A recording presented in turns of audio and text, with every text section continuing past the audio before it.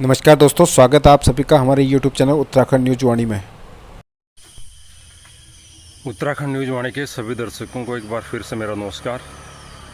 तो साथियों, आज मैं जिस एरिया से आपसे बात कर रहा हूँ, ये यहाँ पे पूरे उत्तराखंड का जो है सबसे महंगा कॉलेज है यहाँ पे। और नॉर्थ इंडिया की बात करूँ तो नॉर्थ इंडिया की भी वो टॉप 10 या 15 कॉलेज में से आता है। तो अक्सर मैं टहलता रहता हूँ, तो मेरी कुछ लोगों से बात हुई जो कि जैसे अब नए एडमिशन स्टार्ट होने हैं। हालांकि कॉलेज तो अभी ओपन हुआ नहीं, लेकिन पेरेंट्स आते हैं देखने के लिए कॉलेज कैसा है, क्या है, एरिया कैसा है।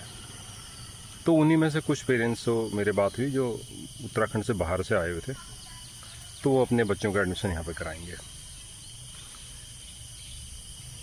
तो ये कॉलेज काफ़ी महंगा है। मतलब अगर आपको बीटेक का कोर्स करना है तो 20 से 30 लाख रुपए का खर्चा मान के चलिए आप 4 साल का। तो जैसे बात हुई, पूछा मैंने वो क्या करते हैं, पेरेंट्स कहाँ से आते हैं। पेरेंट्स उत्तर प्रदेश से आते हैं और उनका कोई ऐसा एक स्ट्रीमलाइन वाला कोई काम नहीं है, जैसे सैलरी टाइप के लोग नहीं हैं। उनका अपना रेंट का काम है, उनकी अपनी छोटी गाड़ियाँ चलती हैं लोकल, पैसा बहुत है। तो मैंने एक चीज़ यही सोची, क्योंकि जितने भी कॉलेज के फीस इन्फ्लेटेड हुई है या जगह इन्फ्लेटेड हुई है, जैसे प्लॉट्स महंगे हुए हैं या महंगाई बढ़ी है, तो इसके पीछे एक कारण तो यह है कि लोगों के पास हमारे देश में पैसे की कमी नहीं है। पैसे की कमी क्यों नहीं है? क्योंकि लोगों के बिजनेस ऐसे हैं कि जो कहीं काउंटेबल ही नहीं है।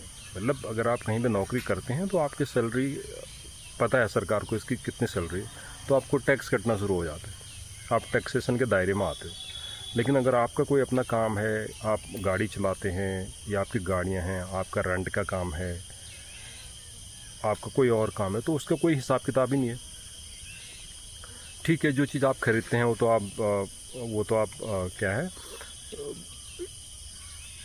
इनडायरेक्ट टैक्स तो आप देते ही, उसमें कोई बात नहीं। इनडायरेक्ट टैक्स तो एक जब बच्चा पैदा होता है तब से लेके जब बंदा मरता है तब तक देना होता है। ठीक है, वो तो आप देते ही हैं, लेकिन डायरेक्ट टैक्स आप देते ही नहीं, क्यों? आप दायरे से बच जाते हो। जब आप डायरेक्ट टैक्स नहीं देते तो आपकी कैलकुलेशन दूसरे तरीके से हो जाती है, फिर आपको सरकार के सारे स्कीम मिलते हैं, क्योंकि सरकार के हिसाब से तो आप गरीब में हो, क्योंकि आपकी इनकम उतनी है ही नहीं। तो आप देख रहे यहाँ इतना बड़ा करप्शन है, इतने बड़े लेवल पे करप्शन ही बोलेंगे इसको ऑफकोर्स, क्योंकि इसकी बारे में ना तो क्योंकि सरकार कुछ सोचती है, लोग तो इतने जागरूक हैं नहीं, वो खुद आके चीज़ों को बताएं या खुद आके टैक्स भरें, ऐसा कुछ है नहीं। तो मैं यही सोच रहा था, अगर सपोज करो कोई सरकारी आदमी भी है, अगर उसकी 1-1.5 लाख रुपए सैलरी भी है, तो वो भी अपने बच्चों को यहाँ मुश्किल से पढ़ा पाता है, एजुकेशन लोन लेता है वो। ठीक है, और वो एक वही दूसरा आदमी है, सरकार की नज़रों में उसकी सैलरी 15,000 भी नहीं है और अपने बच्चों को यहाँ पढ़ा रहा है। तो ये भी एक कारण है कि हमारे देश में महंगाई इतनी ज़्यादा क्यों बढ़ रही है, क्योंकि जितना आपसे मांगा गया उतना आप दे दोगे तो महंगाई बढ़ेगी, क्योंकि वो लेने वाले को ले गया, सब लोग दे तो पा रहे हैं, क्या दिक्कत है।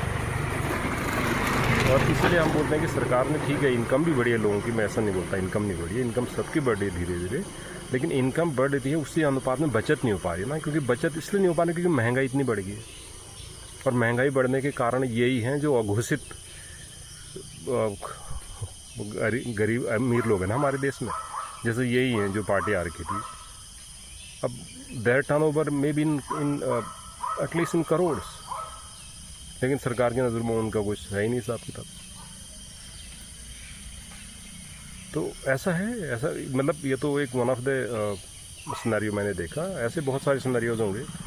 अगर जब आप भी देखते हैं तो भी जैसे हमारा जीडीपी का डेटा आता है, कोई भी डेटा आता है, तो हमारा जो इकोनॉमी हमारी ग्रो कर रही है इंडिया की, वो के शेप इकोनॉमी बोलते हैं। मतलब जैसे के में 2 डंडे होते हैं, एक ऊपर जाता है एक नीचे जाता है, ऐसे। तो ऊपर वाला डंडा अमीरों का है, नीचे वाला गरीबों का है। अब मेरे तो ये समझ में नहीं आ रहा, जो ऐसे लोग हैं वो के शेप इकोनॉमी भी इनको कहाँ काउंट करेंगे। हैं तो ये मतलब काफ़ी ऊपर, लेकिन ये आते हैं नीचे वाले में ही। तो कितना मिस रिप्रेजेंटेशन हो रहा है। इट्स मतलब इस पर कैसे ट्रैक करेंगे सरकार? ये तो खुद लोगों को थोड़ा बहुत ईमानदार होना पड़ेगा। और हमारे देश में सबसे बड़ी कमी यही कि हमें ईमानदारी की उम्मीद होगी, लेकिन अपने पड़ोसी से, दूसरे लोगों से खुद हम ईमानदार नहीं होंगे।